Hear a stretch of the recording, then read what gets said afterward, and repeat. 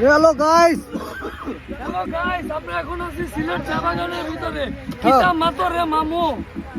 হ্যাঁ তারপর বলেন কেমন অনুভূতি, কেমন আপনার চা বাগানে?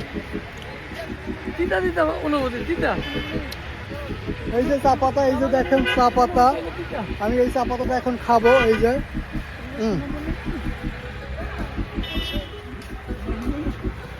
এই কচি পাতাগুলাই মূলত এটা দিয়ে চা বানায়।